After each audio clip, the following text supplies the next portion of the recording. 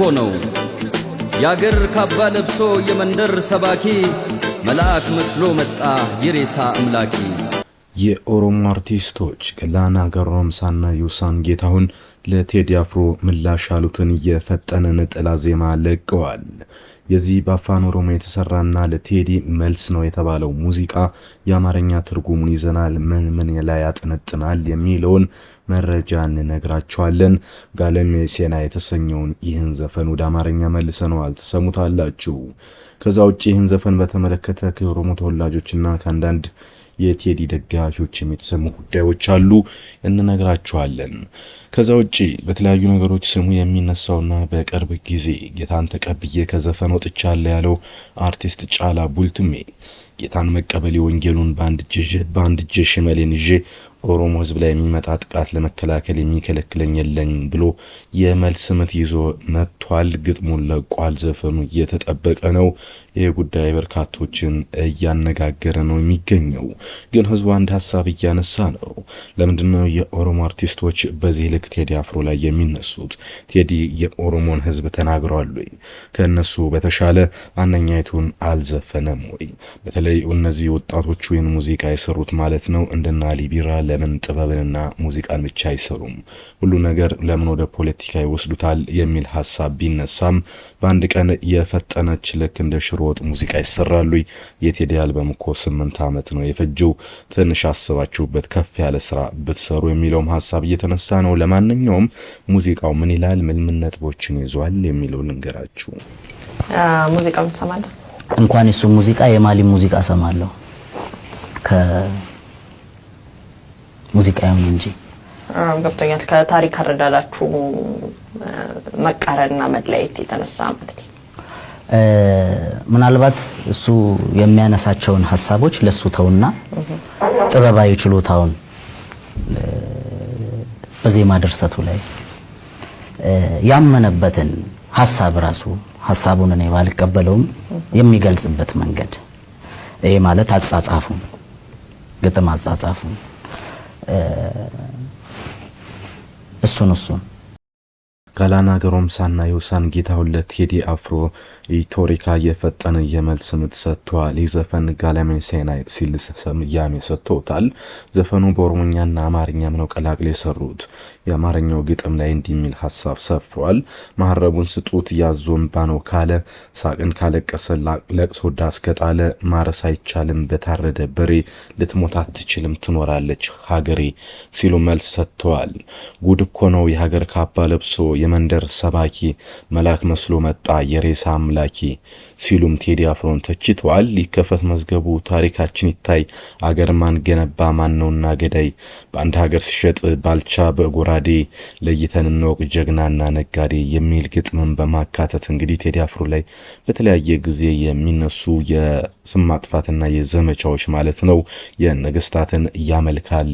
እንዲሁም ደግሞ ለጥበብ ሲል ነው ይህን ግርግር የሚፈጥረው አልበሙን ለመሸጥ የሚለውን ሐሳብ እንግዲህ የፈጠነ በዘፈናቸው ዘውት መጥቷል። እንግዲህ ለሀገሩ ብሎ ህይወቱን የሰዋ ይመከር ታሪኩ ይናገር አድዋም ሲሉ ተናግረዋል። ምን ያረጋሉ ሬ ቃላትን መደርደር፣ ሞትን ማልፈራን ወድቀናል ለሀገር ሲሉ ተደምጠዋል። አፈረየላስን አበቃል ለበርገር እኛ ቀና ነው ገና ታብባለች ጨፍላቂው ሀገር እውነት ሞታለች ሲሉ ተደምጠዋል። እንግዲህ ጨፍላቂው ሀገር ማነች ምንድነች የሚለው ጉዳይ እንዳለ ሆኖ ግን እነዚህ ዘፈኖች ላይ የተሰጡ በርካታ ሐሳቦች አሉ። ከነዚህ ውስጥ አንዱ እንግዲህ በነገራችን ላይ ዘፈን በአፋን ኦሮሞም ራሱ ነው ተተርጉሞ የቀረበው። ስለዚህ በሁለት ቋንቋ የተሰራው ዘፈን በርግጥ እስካሁን ትንሽ ሰዎች ነው ያዩት። ከተለቀቀ 10 ሰዓት በላይ አልፎታል። ግን ሮብ በዳጣ የተሰኘ የአፋን ኦሮሞ ተናጋሪ የነዚህ ሰዎች ዘፈን ከሰማ በኋላ የሰጠውን አስተያየት ላጋራችሁ። ጉድ እኮ ነው ብሎ ጽፉን ይጀምራል። ተኝቼ ስነሳ ገላና ገሮምሳና በረጌ ስልት አቀንቅኖ ጠበቀኝ። ዜማውና የዘፋኙ ስልት ለውጥ ተመችቶ ለመስማት ስነቃቃ ዘፈኑ ለቴዲ አፍሮ የተሰጠ የመልስ ምት እንደሆነ ገባኝ ይላል። በአንድ ቃል ግለጸው ብባል ኤምባርሲንግ ብዬ ገልጬዋለሁ። ለምን? አንደኛ ዘፈን ውስጥ የተካተቱት የቴዲን አለመረዳት የመነጩ የጥላቻ ንግግሮች ተንጸባርቀዋል። ልመናው መጥቶ ምናምንና ከጡት ጋር እንግዲህ ከሚገናኙ ታሪኮችም የተካተቱበት ነው የሚሉ የስርዓትን ስተት የሆነ ወገን ላይ የሚጭኑ የአመለካከቶች ተንጸባርቀውበታል ይላል። ሁለተኛ ዘፈኑ እጅግ ቀጥተኛ መሆኑ በጣም ያሳፍራል፣ ጥበብም ለማለት ይከብዳል። የመልስ ምት በዚህ መልኩ አይሰጥም። እዚህ ጋር እኛ የምንጽፈው ስድ ንባብ የሚመስል ቀጥተኛ ጽሁፍ መስፈናቸው ደግሞ ጥበብን ዝቅ ያደረገ ነው ብሎ ተችቷል። ሶስተኛ መልስ ሊመልስ ይገባው የነበረው ደግሞ መልስስ ሊመለስ ይገባው ነበር ወይ? መልስ መስጠቱ እንዲያው ከቴዲ በላይ ማንንስ ይጠቅማል? ሪያክት የሚያደርግ ሳይሆን ሪያክሽን የሚፈጥር አርቲስት ነበር የምንፈልገው።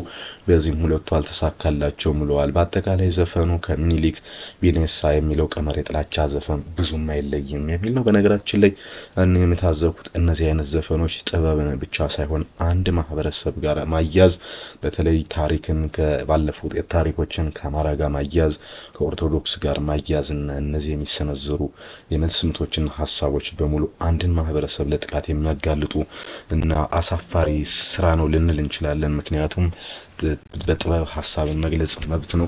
ቴዲ አፍሮ የትኛውንም ማህበረሰብ ባልተናገረበት ሁኔታ ገና ለገና ለነ ኃይለ ሥላሴና ለነ አፄ ቴዎድሮስ ክብር አለው በሚል ምክንያት የአማራ ህዝብ ላይ ጥቃት እንዲፈጸም ወይም ደግሞ የቀደመውን ኢትዮጵያ ለአማራ ብቻ የመስጠት አባዜ በዚህ ስራ ላይ ተንጸባረቀ ሲሆን በርካቶች ይሄ ነገር መስተካከል አለበት የሚል ትችትን እያቀረቡ ነው። ምክንያቱም ራሱም አሁን እያደረጉ ያሉት ነገር ለኦሮሞ ህዝብ ስለማይጠቅም ማለት ነው።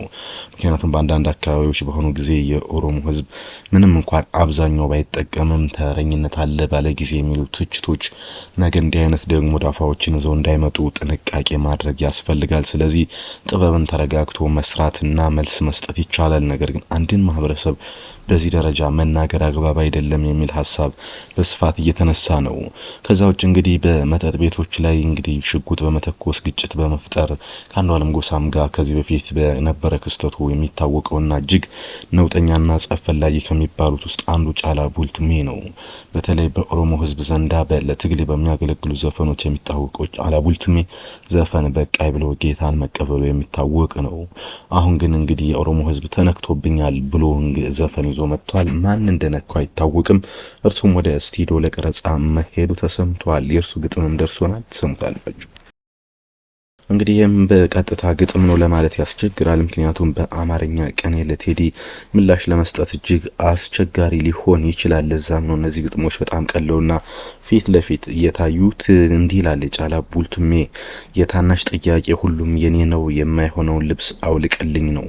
ሁሌ ለቅሶ ብቻ የለውም ምርጫ፣ የበታችነት ስሜት አሳጣው መውጫ፣ ሁሌ ለቅሶ ብቻ እያለ ይቀጥላል። ይውሰደው እንዳልል አይሆነውም ካባው፣ የታናሽን ለቅሶ በምን ምክር ላብቀው፣ ምን አገባ ብዬ ትቼም እንዳልተኛ፣ የቤታችን ልጅ ነው ይወድቃል ክፉኛ። አሁ ርያ ሚል የዜማ ብቶች አሉት። የትም ያደርስም ሽለላ ቀርቶ ወደፊት ይሻላል ከነአን ወጥቶ በማለት ለቴዲ አፍሮ ምላሽ ለመስጠት ዝግጅት መጨረሱ ተሰምቷል። ከዛ በዘለለም እንግዲህ በቀጥታ ዳስጣል ለሚለው ዘፈን ምላሽ ሰጥቷል። ዳስጣል ልመና፣ ሁሌ ለቅሶ ብቻ፣ ሀራንተ ወየ ውጣ ከጥላቻ፣ ውጣ ከጥላቻ፣ ውጣ ከጥላቻ፣ ውጣ ከጥላቻ የሚል አለ። ከሆነ መሉህ ዳስጥሎ ማልቀስ፣ የሶፍትን ዋጋ መንግስት ይቀንስልህ በማለት እንግዲህ ያው በእርግጥ እኔ መረጃውን እያቀረብኩላችሁ ስለሆነ ነው ክሪቲሳይዝ ላድርገው ብል ይሄን እንደ ግጥም ለመቀበል ትንሽ የሚያስቸግር ይመስለኛል። ሆኖ ግን አሁን የቴዲ አፍሮ ጉዳይ ውዝግቦችን ይዞ መጥቷል። ከዛ ውጭ ግን እንግዲህ እነሱ የለቀቁት ዘፈን እስካሁን 150,000 አካባቢ ታይቷል። የጫላ ቡልቱሜ ገና አልተሰራም። የቴዲ አፍሮ አልበም አሁን ምን ደረጃ ላይ ይገኛል የሚለው ልንገራችሁ። ከቴዲ አፍሮ ስራዎች ሁለቱ በአሁኑ ጊዜ ከዓለም አንደኛና ሁለተኛ ደረጃ ላይ ይገኛሉ። እነሱም ጀንበርና ዳስጣል የተሰኙ ስራዎች ናቸው። ከዛ ውጪ ሁሉም ዘፈኖች ሚሊየን ገብቷል። አንዱ ከ2 ሚሊየን በላይ ነው የታየው። ዳስጣል 6.8 ሚሊየን ተመልካቾችን በማግኘት ይመራል። ከዛ ውጪ ደግሞ ጀንበር እንዲሁ በ3.8 ሚሊየን ተመልካች ሁለተኛ ላይ ይገኛል። ማራያማ 2.9 ተመልካቾች አሉት፣ ሶስተኛ ነው።